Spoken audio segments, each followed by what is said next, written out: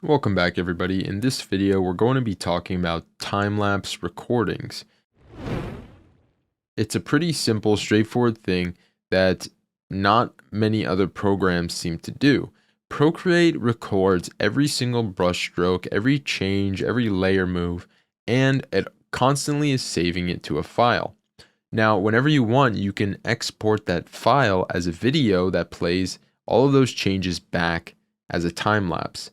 Pretty dang cool. So let's take this painting that I created not too long ago using a pretty sweet reference photo that I found, and let's look at the time lapse. You can come up here to the wrench, come up here to video, and then time lapse replay. You can see here it says time-lapse recording, and that's turned on. By default, this will be turned on. If you turn it off, it'll say something like, hey, are you sure you want to turn off the recording? It won't be saved.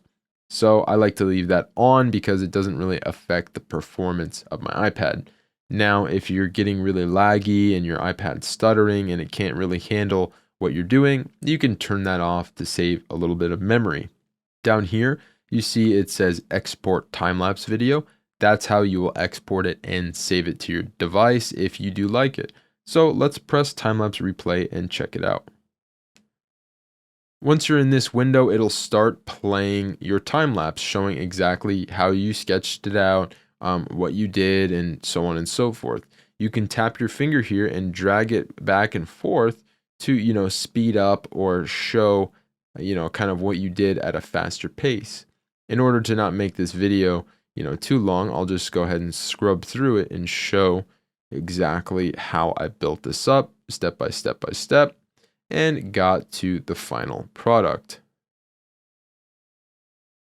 Boom, there you go. You can see how this was built from square one. And a lot of people online, if you're a digital artist, you like sharing your process, you like showing what you've done, you're proud of your work, and you should be. So here is how you can export that time lapse.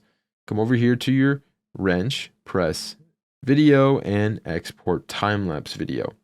Now it's going to give you two options. Do you want a full-length time-lapse, which could be a minute or a little bit longer, or do you want the short one, which will shrink it down to 30 seconds?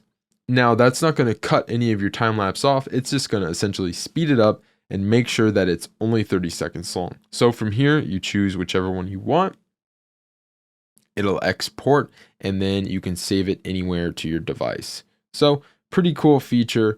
I usually save all of my time lapses because you never know when you're going to want to go back and look and say, hey, some artworks might be like, oh, I actually liked it before I made these changes and I didn't notice. Then you can go back and have some fun with it.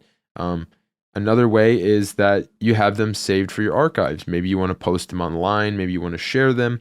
Maybe you want to explain your process to one of your friends or some followers online. That way you can just open up the time lapse and show how you did it. It's a really cool feature. I wish more programs implemented something like this. It's just easy because sometimes you don't want to record your screen or those files get too large. Then you have to edit them and you have to clip them together and export them. And it just Procreate does this all for you automatically. It's pretty amazing. So, I give them major props, and I use this feature all the time, and I think you should too.